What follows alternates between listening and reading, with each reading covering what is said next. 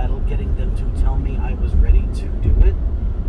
I want to say that primarily because, well, if anything were to happen while I'm behind the wheel, no matter how ready I am, if they tell me I'm ready and something happens, they're, I guess, liable.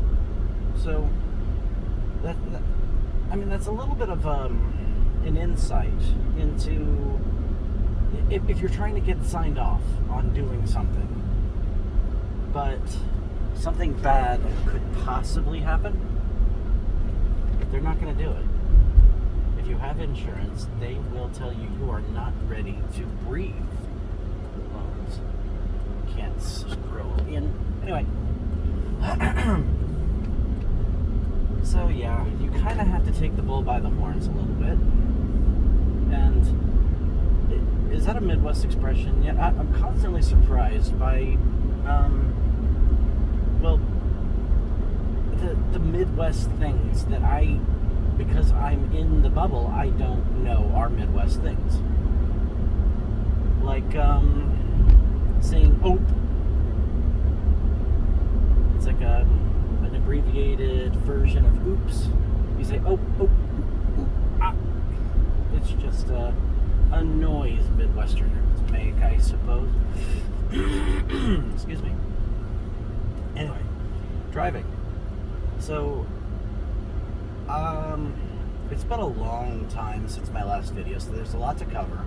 And I tried to make a video last night, but I was so post night meds that I was absolutely lethargic.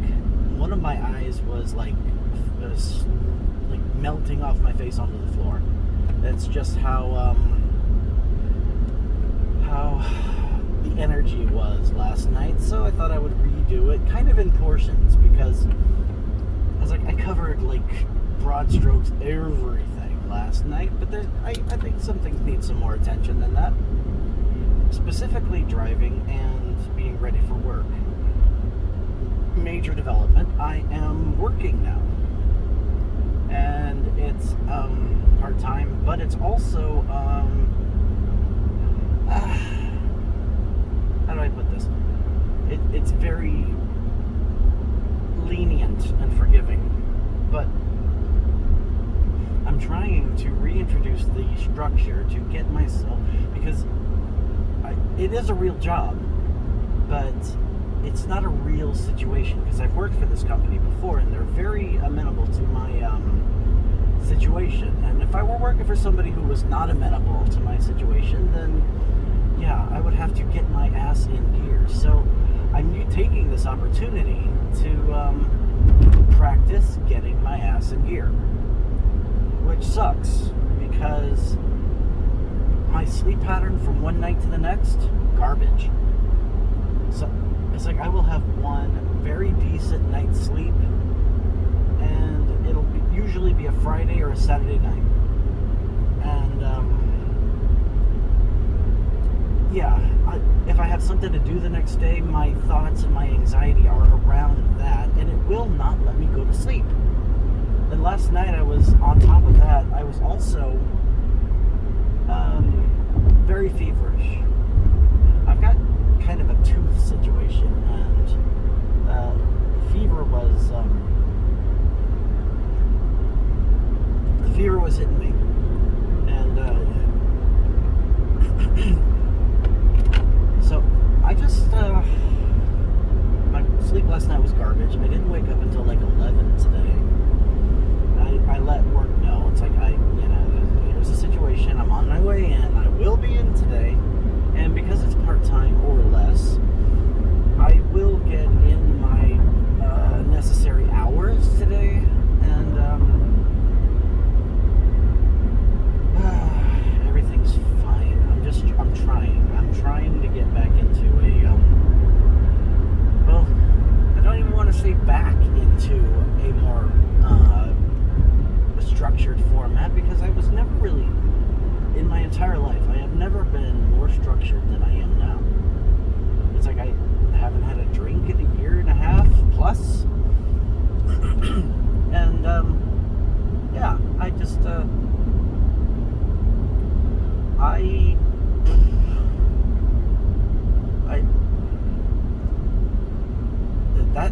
itself as a video, and I am loving this angle. Oh my god. Anyway. So what about?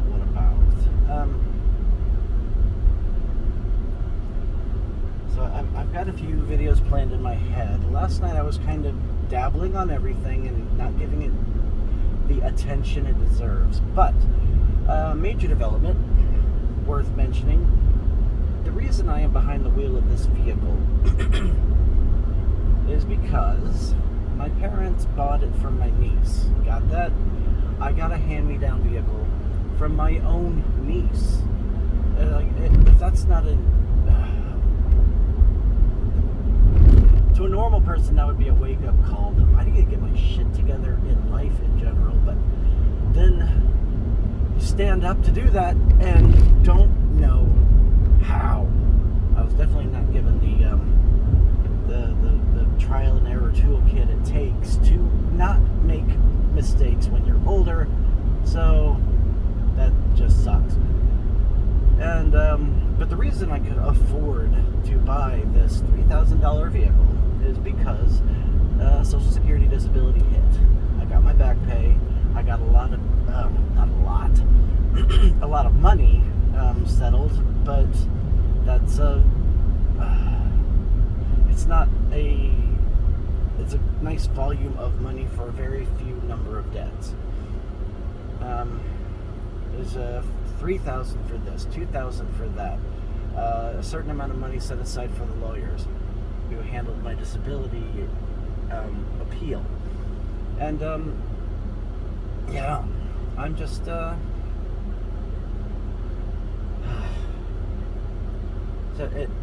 I had never had that much money at one time in my possession, and it was gone in record time as well. But Social Security disability, the reviews for the local office were horrifying. People who came in for very technical details, trying to be forthright and upfront about documenting things and getting things out there and correct, and yeah, they were absolutely hamstrung by the people that work there, because I have absolute sympathy for people in those positions, because in general their positions are underpaid, understaffed, underfunded as far as resources go, and they are expected to take that crap burger and turn it into a lasagna, and I don't envy it. I do not envy it.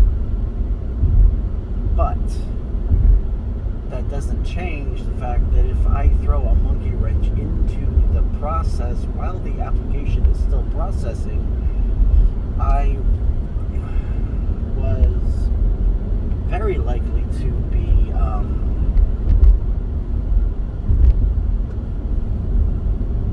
horrified and disappointed. And so I wasn't gonna rip the Band-Aid off of trying to work until that happened.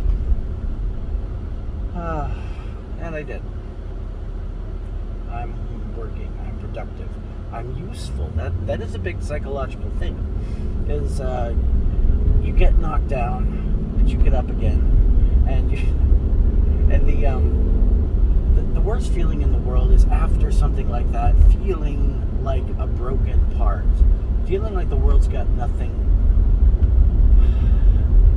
You could just vanish off the face of the earth, and it would just absolutely be easier for everybody. And then I know that feeling is depression trying to creep in, so I fight it. But there's a literal aspect to it where I feel it helps to fight that feeling, to be in some way useful, to do something that's of value to another person. And and so far I'm being a valuable member of the team. I'm not there all the time. I'm working on trying to get there more consistently. But yeah,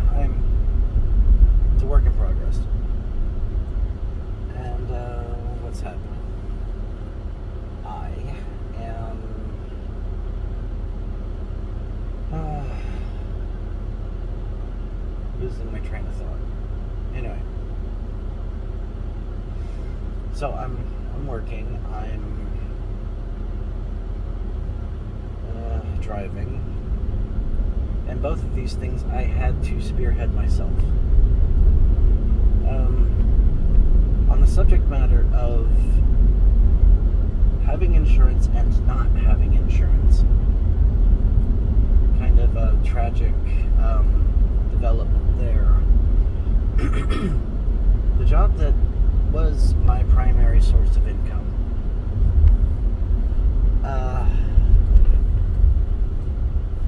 let me think. They were maintaining my insurance over the past year and a half.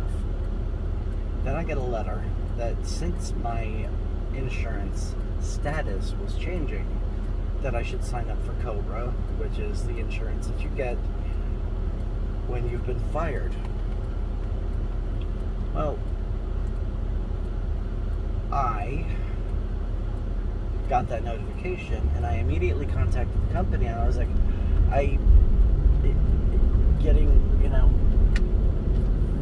I've got this notification, and what's the word, talk to me. And they told me at that time, well, the production manager, she told me nothing. Nothing. And so I called up to the company's front desk, and I asked for HR. And I got a hold of him, and he sounded very stressed. Like he had a lot of responsibilities outside of dealing with my problem. So I was very succinct with my questions, and I asked, what's the deal with the insurance and how does that relate to my employment? And he said that there was an audit of sorts into people in the company who are receiving insurance benefits but not an active employee, as in I had not timed in for over a year. And they said because of that I had to be expunged. And at the time he said we would be very excited to have you back. That's the last I heard from him.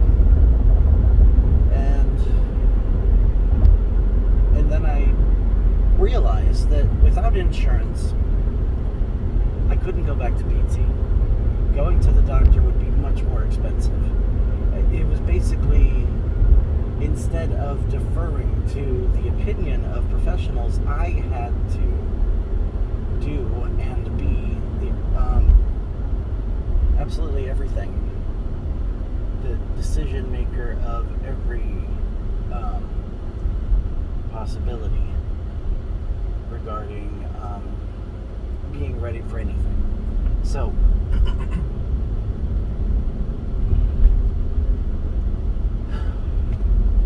I thought, okay, I've got some distance that I can cover slowly as a person with assistance. So I contacted the production manager up there, and I said, I do not believe that I am quite ready to return. I'm not ready for prime time yet, but I would like to come up to the company and have a walkthrough of the building, see what's a challenge and what's not, what I need to work on between now and when I am ready. And she said, a little bit enigmatically, we've got no work for you, so there's no reason to come up for a walkthrough. And I was like, okay, I didn't realize I was asking. And two, what? I didn't say I was going to do work. So I was confused. Turns out I was naive and confused.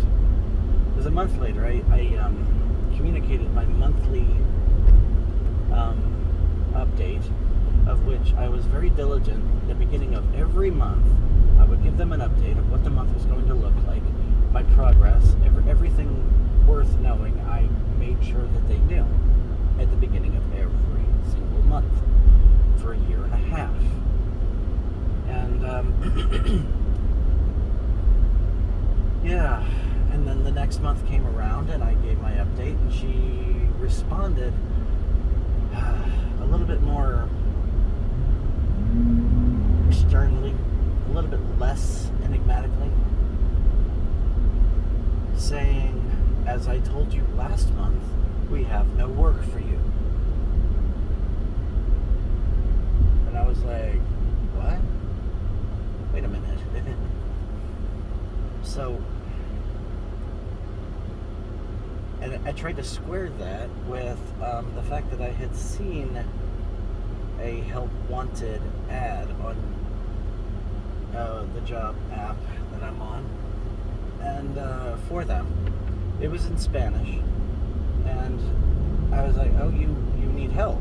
Well, last I heard, you didn't have work for the help that you technically have. It turns out, it wasn't that they didn't have any work for me. It turns out they didn't have any work for me. So I took that as a kiss-off. At the same time, I still needed clarification. That, these mealy-mouthed half explanations of what was going on, they were very litigiously distant from anything that could be called a firing. But the results are still the same. So I contacted HR again, and instead of the explanation that he gave me the previous month, that, oh, I just had to be expunged from the insurance rolls, and that they were eager to have me back, I contacted him and I said, the production manager seems to be under the impression that I've been let go, and I need to verify whether or not that's accurate. When it comes to dealing with people in a working environment, I'm very dispassionate, because if you invest your emotions into your job situation, then you will find yourself emotionally disappointed, which for me is horrible. I try not to leave myself vulnerable like that. Yeah, it's a defense mechanism, I suppose. But, yeah, no response. I heard nothing at all. And on top of waiting for the decision to be made for my disability, I was sidestepping the possibility of going back to work anywhere else, because I thought I was going to be coming back, and I have a debt to repay them for the insurance they provided. And yeah, and if they're not letting me do that, if they're not letting me come back to do that thing, then yeah, then basically I can work somewhere else. So a company that I used to work for, I let them know that I was available to answer questions regarding details around production. And I asked them if I wanted to join the team again, part-time. Would I be welcome back? And they said, absolutely yes. And I said, boy, howdy. Awesome.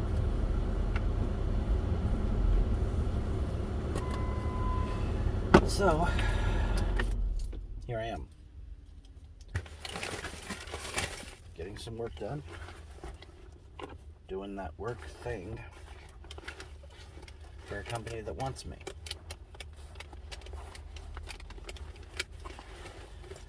As far as my primary employment, I don't know how I feel about that, but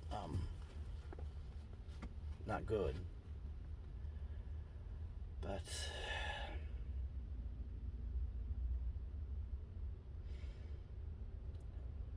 I have no illusions about how lucky I am that there is a company that wants me. As far as this entire process, I have been so incredibly lucky.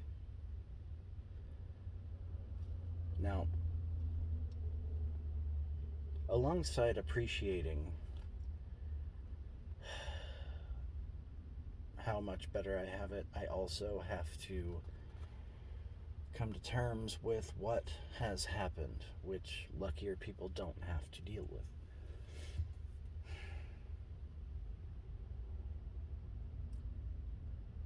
And I realize I'm lucky to even have that opportunity. Some people don't have the resources it takes to process the loss of a limb like I have.